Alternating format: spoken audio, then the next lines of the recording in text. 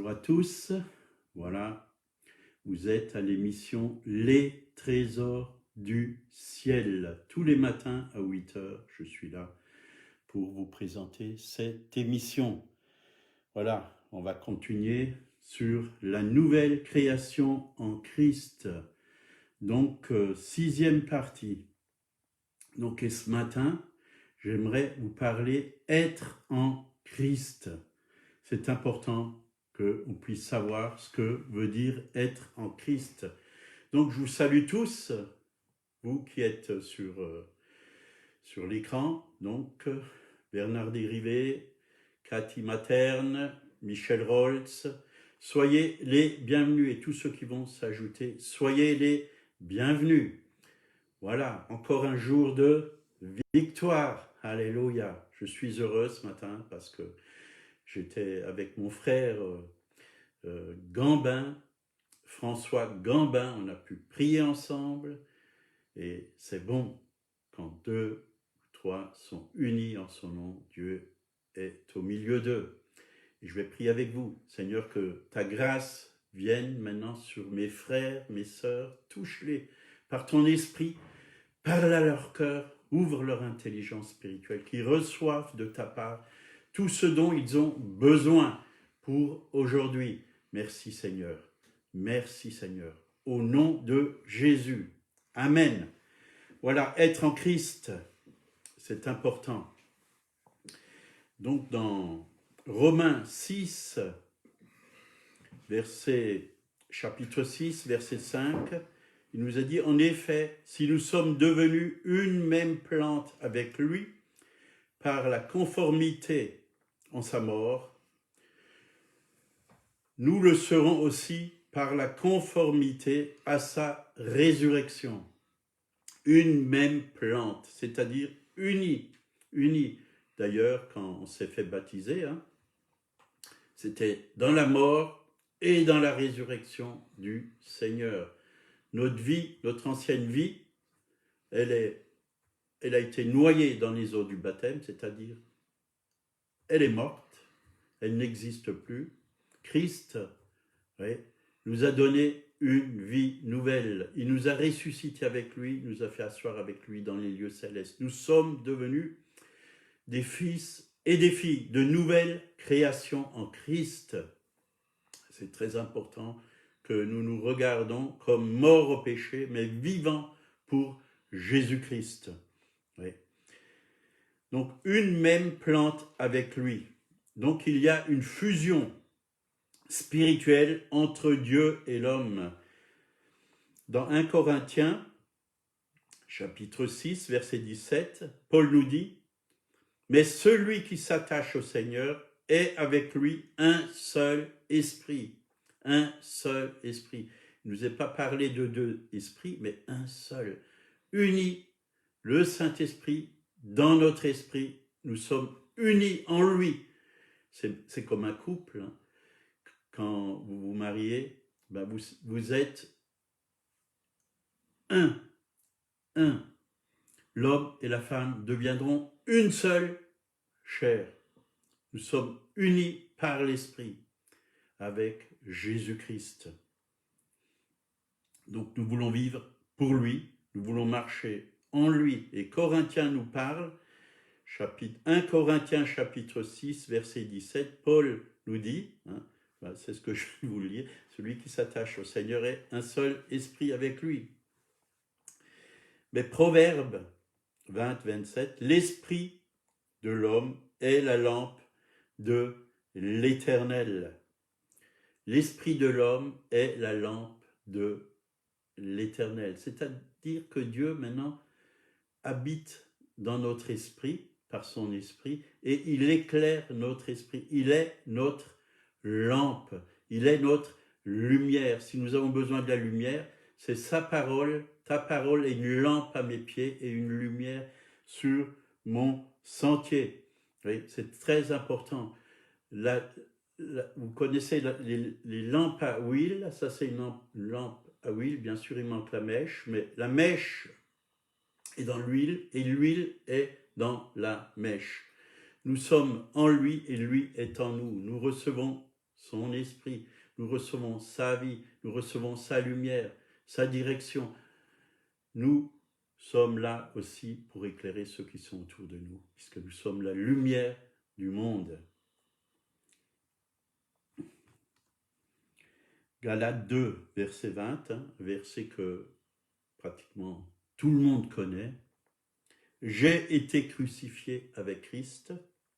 Si je vis, ce n'est plus moi qui vis, c'est Christ qui vit en moi. » Paul a vraiment réalisé que il était mort avec lui, mais aussi ressuscité avec lui, et que Christ vivait en lui, dans son esprit. Et c'est vrai, quand on est uni avec l'Esprit de Dieu, le Saint-Esprit qui est en nous va toucher notre âme, va le restaurer, le renouveler. Nous allons avoir les sentiments de Christ, nous allons avoir la pensée de Christ, nous allons vraiment vivre en lui, et l'âme va toucher le corps, guérir le corps.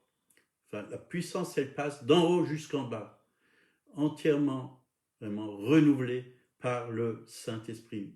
Vous savez, Dieu, il habite dans notre esprit, mais il veut aussi agir dans notre âme et dans notre corps, parce que nous sommes le temple du Saint-Esprit, de la parole de Dieu. Donc, ce n'est plus moi qui vis, c'est Christ qui vit en moi. Et notre vie, elle est cachée en Christ, en Dieu. Et ça, c'est très important de le comprendre.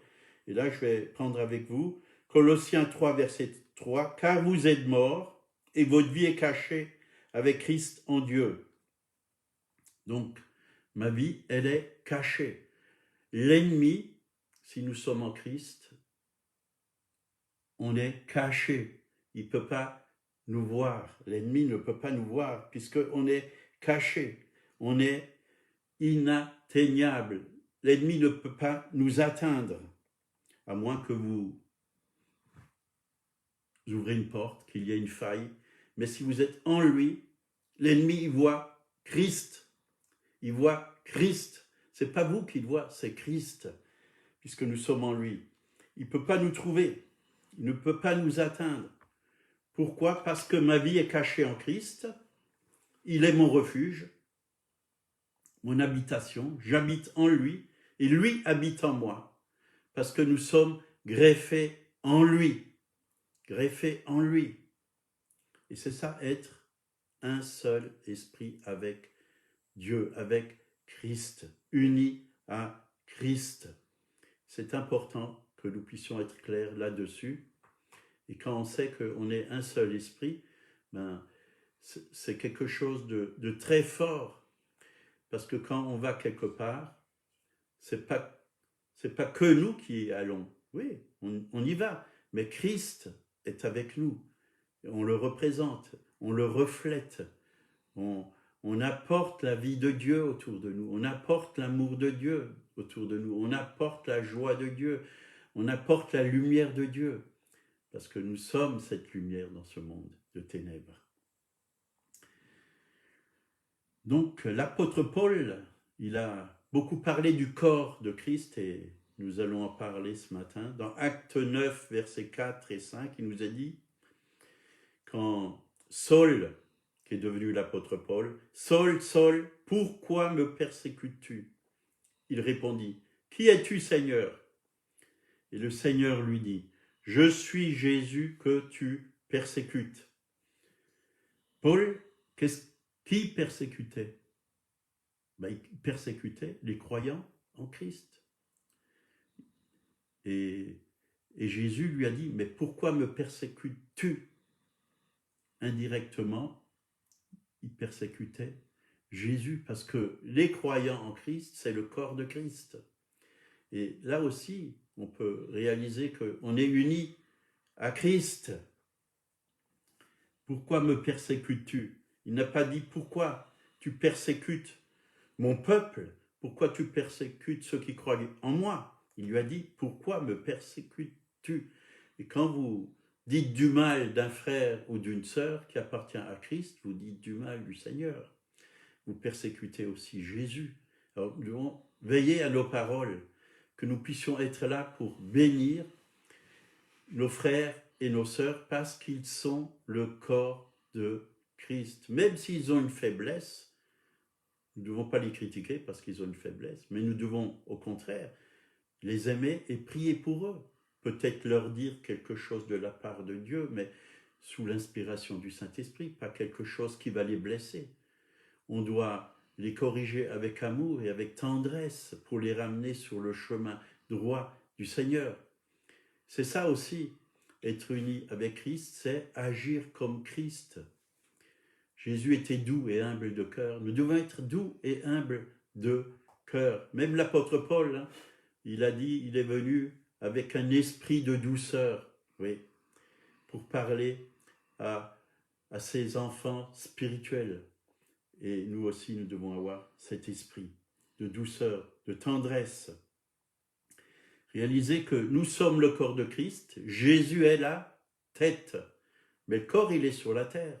La tête, Jésus est dans le ciel. Et qu'est-ce qu'il a mis en nous? Puisque nous sommes devenus le temple du Saint-Esprit, il a mis en nous son esprit, le Saint-Esprit. Depuis la Pentecôte, le Saint-Esprit est là. Le Saint-Esprit est dans l'Église. Et si la tête, elle est victorieuse, glorieuse, est-ce que le corps ne reçoit pas la même vie que la tête, puisqu'il est attaché à la tête? Le corps et la tête ne font qu'un.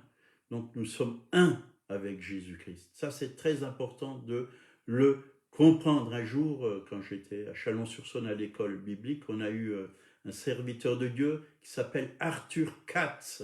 Je ne sais pas si vous avez entendu parler de lui. C'est un juif messianique et il a rencontré le Seigneur et il nous a parlé pendant plusieurs heures du corps de Christ. Et là, ça a ouvert mon esprit et j'ai compris qu'est-ce qu'était le corps de Christ. Et j'ai réalisé que moi-même, j'étais pas seul sur la terre, mais que Christ habitait réellement en moi et que vraiment c'était la vie même de Dieu qui était en moi. Et ça, c'est fort quand on sait cela. Parce qu'on peut y aller, on peut combattre le bon combat de la foi. On sait qui on est en Christ. On sait qu'en nous, il y a quelqu'un de grand, de fort, que celui qui est en nous est plus grand, plus fort que celui qui est dans le monde. Donc, la tête est glorieuse, la tête est victorieuse, la tête est sainte. Donc, ce qu'il y a dans la tête, le corps, il participe à la vie de la tête. C'est comme le sarment qui participe à la vie du cep. Nous sommes les sarments et Jésus est le cep. Nous avons sa vie en nous. Et c'est cette vie qui doit couler de nous. C'est cette vie qui doit vraiment refléter de nos visages, nos regards, qui doit couler de nos cœurs sur les êtres humains. Donc Christ, c'est un corps spirituel composé de plusieurs membres. Et nous sommes unis les uns aux autres.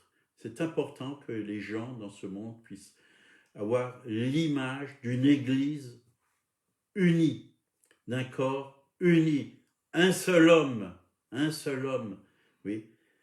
Et là, quand on est unis, il y a une force extraordinaire. Il y a une force extraordinaire qui coule. Mais quand il y a de la division, ça ne peut pas fonctionner. C'est la zizanie et on a perdu les forces. Alors soyons unis avec nos frères et sœurs qui sont nés de nouveau. Ne les jugeons pas, bénissez-les, priez pour eux. Vivez vraiment cet amour, le plus grand des commandements. Je vous ai donné un commandement nouveau. Aimez-vous les uns les autres comme je vous ai aimé. À ceux-ci, tous connaîtront que vous êtes mes disciples si vous avez de l'amour les uns pour les autres. Donc 2 Corinthiens 6, versets 14 à 16. Ne vous mettez pas avec les infidèles sous un joug étranger, car quel rapport y a-t-il entre la justice et l'iniquité, ou qu'il y a-t-il de commun entre la lumière et les ténèbres? Quel accord y a-t-il entre Christ et Bélial, ou quelle part y a avec le fidèle et l'infidèle. Quel rapport y a-t-il entre le temple et les idoles?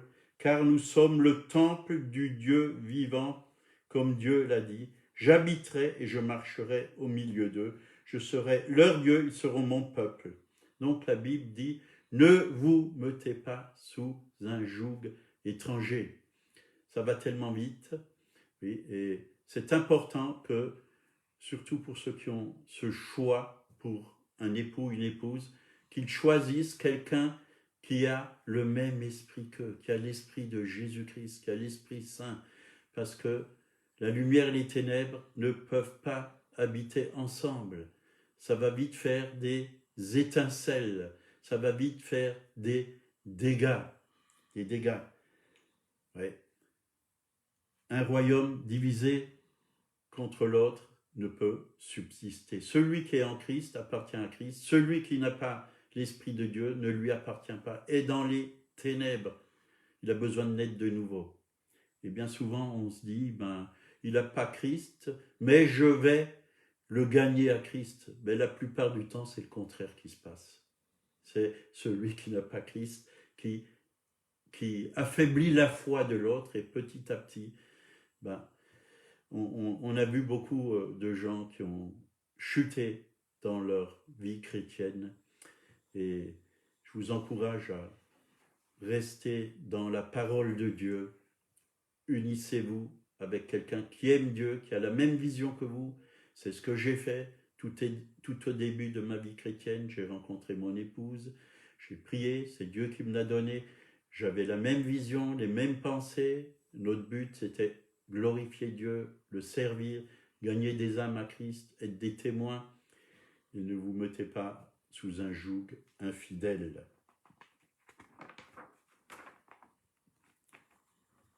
Donc la personne qui n'est pas née de nouveau vit dans les ténèbres et la personne qui est née de nouveau, elle vit avec le Seigneur. Et si les deux ne vont pas dans la même direction, ça va craquer. Tôt ou tard, ça va craquer. Je ne dis pas que parfois il y a des miracles, mais je préfère obéir à la parole de Dieu qui dit « Ne vous mettez pas sous un joug infidèle ». Nous sommes le corps de Christ et nous devons rester dans ce corps, vivre dans ce corps. C'est pourquoi l'Église, qui est le corps de Christ, est importante. Nous avons besoin d'avoir une assemblée, que ce soit dans vos maisons, que ce soit dans un lieu, une église locale, mais important d'être attaché au corps. Si nous voulons vivre notre vie chrétienne, c'est comme un couple, il ne peut pas vivre comme un célibataire. Une fois qu'on est marié, nous vivons ensemble. Nous marchons ensemble. Nous allons dans la même direction. Le mari ne peut pas dire, bon, je vais vivre ma vie comme avant. Avant, j'avais l'habitude d'aller au bar, je vais aller au bar. J'avais l'habitude de jouer au jeu avec mon argent. Non, avec Christ, on doit être ensemble.